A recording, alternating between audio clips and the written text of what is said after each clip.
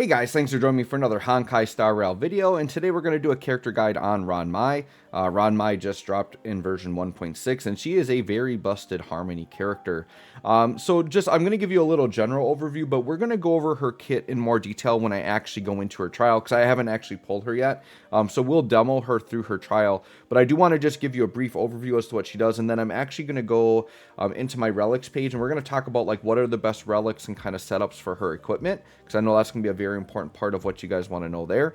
And then we'll talk about like how you team build with her, where you use her, and then we'll go into the actual demo part, and we will look at her kit a little bit more there. So just in general, what Ruan is she's a Harmony character, and what she's going to be doing is she's going to be providing some very good party buffs to everybody, and then she's really focused on break effect and making enemies easier to break, and basically prolonging their weakness status after they are broken. So in general, that is what Ruan is doing. So with that in mind, what I'm going to do is we're actually going to start by going over relics and link ropes and stuff in more detail, and then we'll go into the showcase and kind of show her off from there. So what I'm going to do, I figure the easiest way to do this is to go into my synthesize page, and then we can go through relics this way, right? So let's start with relics. I think there's two key relics that you want to look at. I think a lot of people are going to go with the speed set on her. So right here, the reason why you would go with this 4-piece speed set, you're not so concerned with maybe making Ruan speed faster, but it does, whenever you use your ultimate, it's going to increase speed for all allies. So Ruan already has like a party-wide, I think it's just a 10% speed up just for existing. You give her this, then every time you pop her ultimate, you're getting more speed on it. So I think a lot of people would opt to go with the speed set. The set I think I'm going to go with is this Thief of Shooting Meteor, which it's an old set. It's a set you've seen from day one. If you're a newer player, or you guys remember back in the day, you were getting these armor pieces for free. And it's a set that was basically useless to us because break effect, in my opinion, up until now was probably like the worst stat in the game, like the worst substat, right? But Ruan actually really wants break effect. And one of your goals with Ruan is to get her break effect to 180%, because she's going to have buffs in her kit we're going to talk about in a little bit that scale, and it's going to increase party attack scaled on her break effect. So one, because breaking is her specialty, you want break effect to get more damage on breaking. But then two, by having that break effect up, it's going to give the party more attack, right? So you're going to get, so through increasing her break effect, you're getting more damage and you're getting more party attack. So you definitely want that. So what I would say is for players that if you're able to get her break effect to 180 without this set, then I would go with the speed set. If you're struggling to get her break effect to 180%, then just go with this set, because this is going to give you 16% break effect. And then you're going to get another 16%. So this is going to give you 32% break effect with a 4-piece set. Now, the other thing you could do is you could combo this. Maybe you only need the first 16% break effect. You could combo that with like a 2-piece here and get some speed with it. You definitely could do that. But I would probably go either 4-piece of this Thief of Shooting Meteor, or I'd go 4-piece of the speed set. That's what I would do for that. Now we'll look at the ornaments, or the planar spheres, all that stuff. Down here, I think the one that really stands out to me is this Talia Kingdom of Banditry. This is the break effect one. Now, once again, this is one where if you're struggling to get to 180 break effect, I would probably go with this set just to get that, to make sure you have it. And otherwise, what you could do is you could go with one of the other sets that's going to do party buffs. So like, for example, this HP one will give you ally attack. So that's definitely one you can do. There's another one that will do ally crit rate or crit damage. So if you want to go crit rate or crit damage, you definitely could do that. But otherwise, the standard is if you're focusing on break effect, you'd go Talia Kingdom of Banditry, right? So what kind of substats do you want on these? So we'll start here since we're on the link rope in the planar sphere. So if we go to link rope here, and we go to customize link rope, you pretty much always want energy regen rate. On most characters, regen rate is what you want to have. Now you do see break effect as an option here. So you definitely could go break effect on this if you need it, but I think energy regen rate is a hard stat to get. Like, there aren't a lot of equipments that can have that as their main stat. And regen rate's just going to be so important, because the higher your regen rate, the more your ultimates are going to be popping off. So I would really recommend going energy regen rate there. But break effect would be a good secondary one you could put on there. And then when you go to the planner sphere, if you go into here, this is an interesting character where it's really like speed, regen rate, break effect. Like those are really what she wants. She doesn't really care as much about like attack or any of that. So a lot of these equips are going to have stats you don't really care about. So I mean, if you're trying to optimize this, I suppose you could either go ice damage boost, even though damage isn't really her thing. You could give her ice damage. And then you have attack, HP, or defense. I think this is the type of character, honestly, where HP or defense could be, like, really good here. Just to help her, like, live, right? And not die. Because by not having attack or ice damage, is it really hurting Ruan Mai's kit? Not really.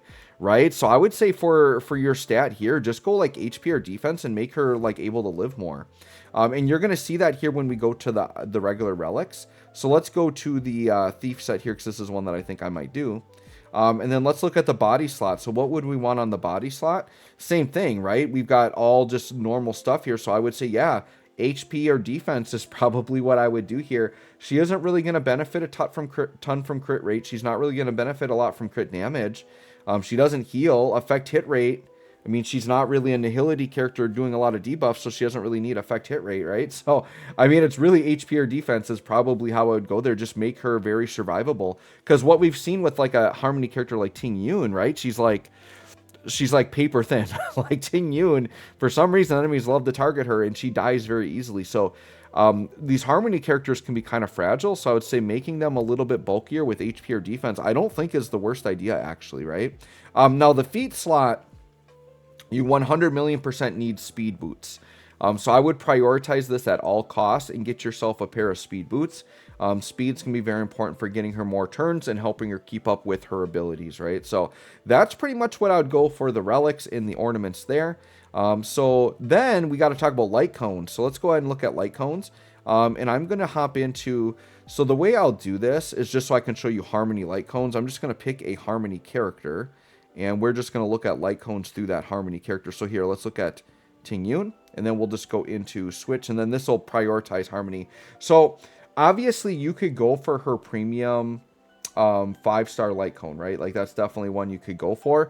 It is very good. The thing that's crazy about her 5-star light cone is that you can actually get skill points back on it, which I think is actually really good. Now, I don't think you need to stress about getting her 5-star light cone because this one exists here.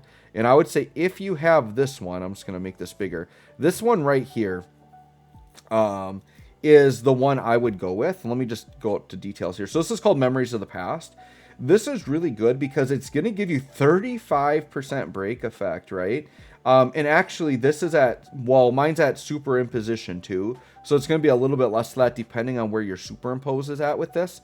But provided you have this light cone, this would be like your premium 4-star option you would use because it has break effect and you're regenerating energy. So while the 5-star one is sure probably better, this one really doesn't fall off far from it. In some ways, this one can be a little bit better than the 5-star one.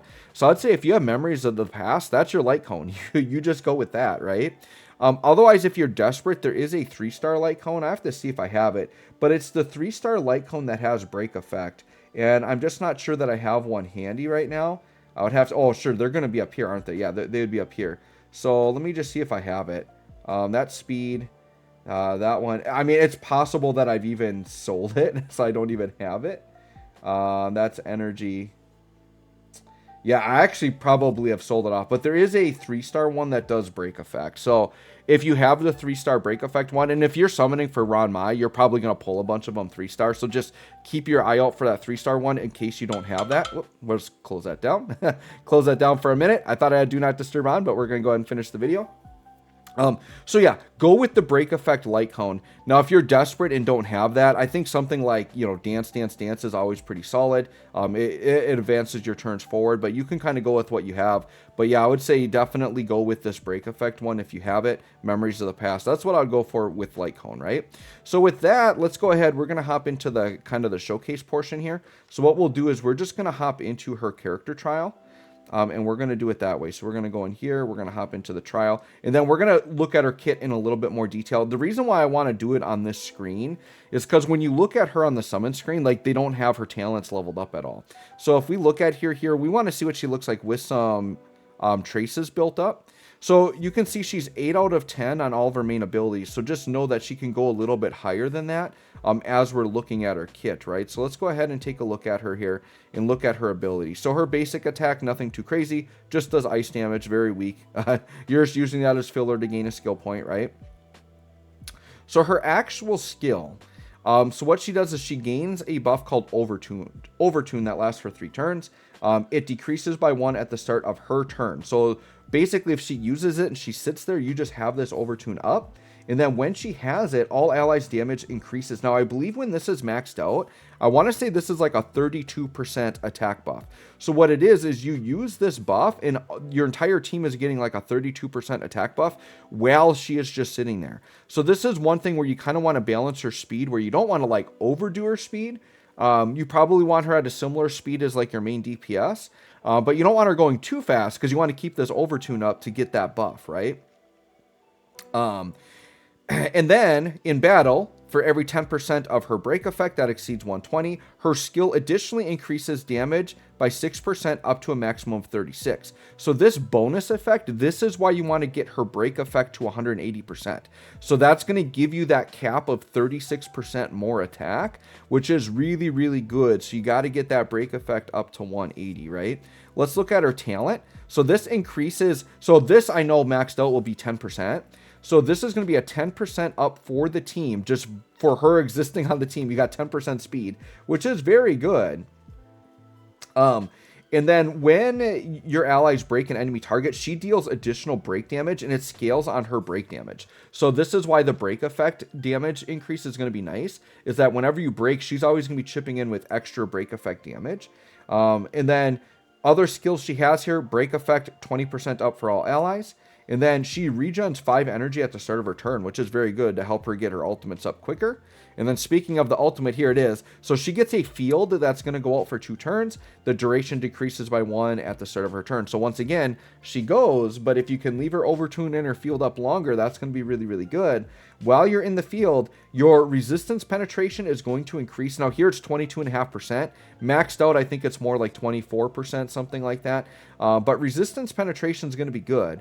And then their attacks apply Thanatoplum. It's an overhead that looks like a flower. So what it is this makes it so your allies have resistance penetration up, and you're going to give the enemies this overhead. And what this overhead does is it says when the enemy would break, they basically kind of break again and stay in that weakness state, which is very, very good, right? And then you can't re-trigger it while they already have it on, so you can't do like any infinite loops or anything. So basically you get it once, then the enemies have to come back, and then you can reapply it after they come back and you break them again, right? And yeah, and it delays their turns even more. They take extra break effect damage, which is very good. And then enemy targets cannot have that reapply to them. Now, the one thing I will notice is that like she is dealing ice break damage, so I suppose when we're thinking back to like the ornaments and whatever, like maybe ice damage boost would be helpful because that might help your break effect damage. So maybe you'd want to lean that, but I do think HP defense could be really good on her. I would say the nice thing about it is she's a character for those substats that aren't as important. You don't have to stress about them as much. You can just go for the equipment that have the best substats, and then within the substats you can try to aim for break effect, right? And try to get the most break effect you can and not stress about the main stat on some of those equipments where it wasn't as important, right? And then finally, we have her technique. And this is where Simulated Universe comes into play because she is a Simulated Universe specialist also. So after she uses her technique, she gains the Silken Serenade buff. At the start of the next battle, automatically triggers the skill for 1 time without consuming skill points. So basically, she enters battle and she starts by using her skill immediately, and it doesn't trigger your skill points, which is nice. So in Simulated Universe, when she has this buff up, the team attacking enemies will always be regarded as attacking their weakness, which is very good. So when you enter battle, no matter whose attack you use, it's going to be weakness damage, which is really nice because you're always going to come in and do a really big break on the enemies, no matter what element your character is. This is good for Simulated Universe because it's not like you're dealing with one boss, right? You're doing a bunch of fights against a bunch of small enemies. The typings are going to be changing constantly. You're typically building your team to fit the elements of the boss. But in the entirety of Simulated Universe, you're going to get a mix. So what Ruan allows you to do is you just have your consistent team build, and you're always going to be breaking when you're entering battle when you have that Serenade up, which is very good. And then it reduces their break. You jump in, you're basically going to be reducing toughness a lot or breaking enemies, getting a bunch of break effect damage, right? And then here's the thing. It triggers break effect corresponding to the character's type, but then for every blessing you have, up to a maximum of 20 blessings, it additionally increases the toughness reducing damage of this attack by 100%. So based on the amount of blessings, this just gets better. And then after you break their weakness, you deal extra break damage to them, scaled on her ice break damage. So it's basically going to give you a leg up when entering battles in Simulated Universe to just get a lot of break damage right away very quickly. So very, very good. Now, while she has this specific Simulated Universe part, you think of that as a bonus, right? Because everything else that she's doing in her kit, like the speed up, the crazy attack up, the break effect of like extending the break, and the resistance penetration. So I do want to talk more about the resistance penetration. So what the resistance penetration is going to do, and this is going to be for all elements, you want to think of it, it's essentially kind of like defense shredding, but it's a different stat. So you can actually combo it with other defense shredding, because it's not a defense debuff. What this is a buff that allows you to penetrate through the enemy's defenses easier. And then the enemies could have a defense down through a nihility character, and you're kind of stacking that together, and they scale differently because they're different stats. So when you combo that with her attack up, her speed up, I mean, it's just going to make your team feel really godly. So Ruan Mei is kind of crazy. So let's go ahead and try her out here now that we're finally in there. So let's go ahead and we're going to go into a fight here. So what we'll do is we will put her enhanced state up. Okay, so we are in the enhanced state, and then we have to attack. Now, if I was in Simulated Universe, this attack with any character would still trigger the weakness, right? So we'll go ahead, and there's her free skill use that she got without using a skill. You can see we reduced some enemy toughness immediately because we did an attack. So we're going to go ahead and attack here. And you can see we've got her set up with 1 damage dealer and a support character. So let's hit the ultimate.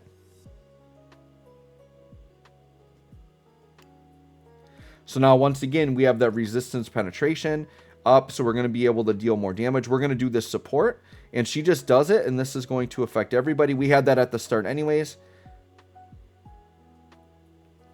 And then we'll hit the ultimate here. But she's a very easy character to play, right? As a Harmony character, like, it's pretty easy to know. So watch what happens here. You can see we've got the enemy broken, and now we've put the flower overhead buff down, right? So watch what happens when the enemy tries to unbreak. I just got to make sure, we'll just do an attack there. You can see our attack's very weak. But look, he basically breaks again and then loses the flower. Now, he can't regain the flower in this state. He has to actually unbreak. But you can see that's devastating, because if you've watched, and I know I haven't done a ton of Star Rail videos, but in my successful, like, really tough Simulated Universe runs and things like that, like, one of my strats is doing freezing, and freezing by taking away their turn is insanely busted. Well, this is essentially like a freeze, but it also does damage and delays the enemies. Like, it's very good. And you're going to see on top of, and once again, this isn't by any means a maxed out Ruan Mei, and it's not a maxed out, like, proper team setup. So in a proper team setup, you're going to do some really insane things with Ruan Mei. Now, in terms of how you use her on a team, it's very easy. She's a Harmony character, and I feel like a lot of teams want a Harmony character in their slot, right? So the way I would team build with her is you would have 1 to 2 DPS characters. She would fill your Harmony slot, and then you would want to have some type of sustained healing type of character, right? Now, if you want to only have 1 damage dealer, then you could combo her with a Nihility character, right? So I guess I'll actually go into like a team building page and just show you some examples of this, right? So let's go into here, like we're building a team, right? So if we're just looking at this team build here, this would be a double DPS build. So what you would do is you would have your 2 DPS, which in this case would be Jinglu and Sela. And then instead of Silver Wolf, you would have Ruan Mei as your Harmony character, and then you would have Lynx as your healer, right? Now, the other option here is you would take out Sela, and you could put Ruan Mei in that slot, which that's probably how I'm going to run this team. So then I would have my 2 ice characters, my 2 quantum characters, but then you've got your Harmony, and then you've got your Nihility character, And this is what you would call, so like if we, and once again, I don't have Ruan Mai to put here, but pretend Ruan Mai is in Sila's spot. Then this is what we call the hyper carry build, where Jing Lu is the main damage dealer and we do everything to support her and make her insane. And so what's going to happen is you're going to have Ruan Mai doing the harmony stuff, like providing the good buffs, right? Doing the break effect, all that craziness. But then she's giving you the resistance penetration. And then Silverwolf is going to be doing defense down, allowing you to always break the enemies, which, by the way, Silverwolf combos really well with Ruan Mai, because Ruan Mai, like, you want to break enemies. And if you're using characters that can't break, it really is going to take down her efficiency. So Silverwolf on a team with Ruan Mai is really busted because it guarantees that no matter what elements you have the ability to make your characters break the enemies, which you really, really want, right? So yeah, that's pretty much how you use her. You either use her in like a hyper carry build or just use her as a harmony character with a double DPS build, and you just kind of team build around it that way, right? So make sure you have your healer, put Ruan Mai there, have a damage dealer, and then either another damage dealer or a nihility or a preservation character. That's going to be kind of up to your preference, how you want to fill that 4th slot. But you've got DPS, harmony, healing, and then you fill that 4th spot with whatever you think you need. So anyways, guys, let me know what you think of Ruan Mai. I think she's incredibly crazy. I think I am going to pull for her. I actually wasn't going to initially, but after researching her and actually doing this guide, it's like, yeah, she's going to be too good to not get. So let me know what you think of her. Thanks for watching. We'll catch y'all on the next one.